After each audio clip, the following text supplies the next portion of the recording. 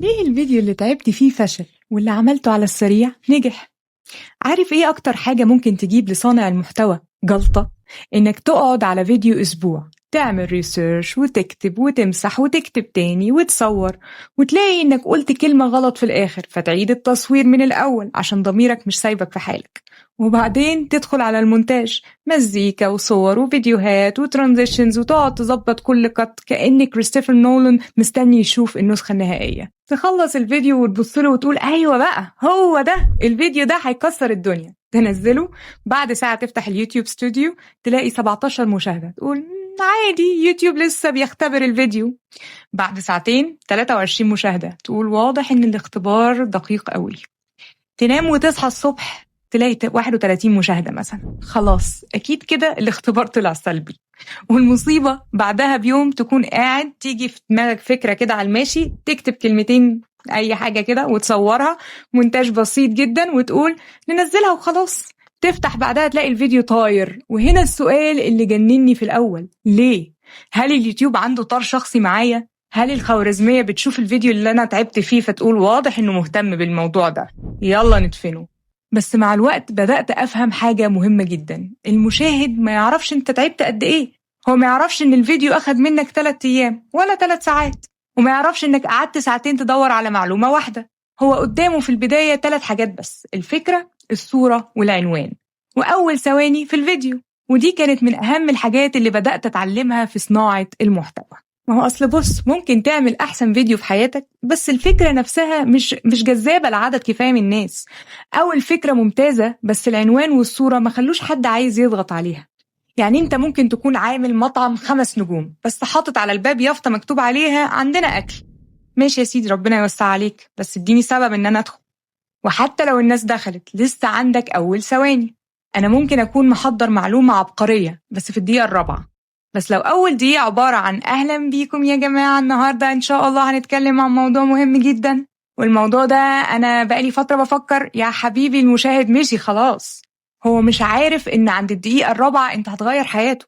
أنت لازم تديله سبب دلوقتي يخليه مستني الدقيقة الرابعة. وده خلاني أفهم فرق مهم جدا، جودة الفيديو مش هي نفسها قابلية الفيديو للمشاهدة. ممكن يبقى فيديو متصور تحفة والمونتاج عالمي والمعلومات ممتازة بس محدش مهتم بالفكرة أصلا. وفي الناحية التانية ممكن واحد ماسك موبايل وبيقول فكرة الناس نفسها تعرف إجابتها فتلاقي ملايين بيتفرجوا عليه، مش بالضرورة لأن الفيديو بتاعه أحسن لكن لأنه فهم إيه اللي يخلي الإنسان يوقف ويقول استنى أنا عايز أعرف. وعشان كده بقيت قبل ما أعمل فيديو أسأل نفسي مش بس هل الموضوع ده كويس، لكن ليه حد مش عارفني أصلا هيضغط على الفيديو ده؟ وبعد ما يضغط ليه هيكمل؟ لأن دي كانت غلطة أنا شخصيا بعملها. كنت ساعات بحكم على الفيديو من كمية المجهود اللي أنا حطيته فيه، تعبت فيه جدا يبقى المفروض ينجح جدا، بس يوتيوب للأسف ما عندوش خانة في الأناليتكس اسمها صاحب الفيديو اتبهدل قد إيه. دي لو كانت موجودة كنت بقيت ترند كل أسبوع. والأغرب إن الفيديو اللي فشل مش بالضرورة يكون فيديو وحش، ودي نقطة أخذت مني وقت عشان أفهمها. ممكن الفيديو يكون ممتاز لكن الثامبنيل غلط، العنوان ضعيف، البداية بطيئة، أو ببساطة اتعرض على ناس مش مهتمة بيه. وده معناه إن بدل ما أقول الفيديو فشل بقيت أحاول أسأل إيه اللي فشل في الفيديو. هل هي الفكرة ولا الناس شافته وما ضغطتش ولا ضغطت وما كملتش؟ لأن كل واحدة من دول مشكلة مختلفة تماما. وده يمكن أغرب درس اتعلمته لحد دلوقتي، ما تقعش في حب الفيديو بتاعك لمجرد إنك تعبت فيه.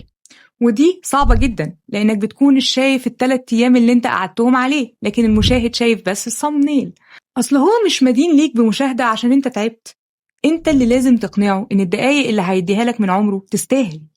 وفي حاجة تانية بدأت أفكر فيها مع الوقت، أسهل حل ممكن يجي في دماغك لما فيديوهاتك ما تجيبش مشاهدات، طب ما أجري ورا الترندات وخلاص، كل يوم أشوف الناس بتتكلم عن إيه وأتكلم فيه. وفي ناس بتعمل كده وبتنجح جدا ومفيش أي مشكلة في الكلام ده، بس أنا عن نفسي اكتشفت إني مش عايزة ده يبقى شكل القناة. لأن لو كل يوم بجري ورا حاجة مختلفة لمجرد إنها ترند، بعد سنة ممكن يكون عندي مشاهدات كتيرة قوي بس قناتي نفسها ملهاش هوية. أنا شخصيا حابة فكرة إن القناة تبقى زي منبر ثقافي نقرب بيه من حاجات مختلفة ونبص عليها سوا، مرة تجرب حقيقة مريت بيها وأشاركها معاكم في تجربتي، مرة حقيقة أو قضية نحاول نفهم إيه اللي وراها في الصندوق الأسود، مرة قصة غريبة أو لغز في ما وراء الحقيقة، ومرة معلومة صغيرة شدتني فقلت تعالى أقولك. المواضيع ممكن تختلف، لكن اللي نفسي ما يتغيرش هو السبب اللي بنتكلم عنها عشانه، إن في حاجة تستاهل إننا نعرفها. وده بالنسبة لي أهم من إني أصحى كل يوم أسأل إيه الترند النهاردة. أنا ممكن أتكلم عن ترند طبعا لو مناسب للقناة وعندي حاجة فعلا أضيفها، لكن مش عايزة الترند هو اللي يقرر أنا مين، لأن في الآخر الترند ممكن يجيب لك مشاهد، بس الهوية هي اللي هتخلي المشاهد يرجع لك تاني. وعشان كده دلوقتي لما فيديو أتعب فيه وما ينجحش طبعا بزعل، أنا مش هعمل فيها بوذة، بس بدل ما أفضل أبص لل31 مشاهدة وأقول الناس دي ما بتفهمش، لأ، وده أصلا تفكير غلط. الناس بتفهم، بس المشاهد عنده حاجة أغلى بكتير من لايك وسبسكرايب، عنده وقته، والوقت ده هو مش مطالب يديهولك لمجرد إنك تعبت في الفيديو. أنا اللي مطالبة أعمل كل اللي أقدر عليه عشان أستحقه، أختار فكرة تستاهل، أقدمها بعنوان وصورة يخلوه عايز يعرف، أمسكه من أول ثانية، وبعد ما يدخل أقدم له فعلا حاجة تستاهل الوقت اللي ادهولي. وعشان كده بدل ما أقول الناس ما بتفهمش، بحاول أسأل نفسي طيب أنا إيه اللي ما فهمتوش؟ لأن يمكن الفيديو اللي فشل هو اللي يعلمني أعمل الفيديو اللي ينجح. ودي لحد دلوقتي واحدة من أهم الحاجات اللي اتعلمتها في تجربتي مع صناعة المحتوى. أنا سلوى سالم، ودي كانت حلقة جديدة من تجربتي مع صناعة المحتوى. ما تنساش اللايك والشير، وأكيد تشترك لو لسه ما اشتركتش عشان في حاجات كتير لسه ما اتكلمناش عليها.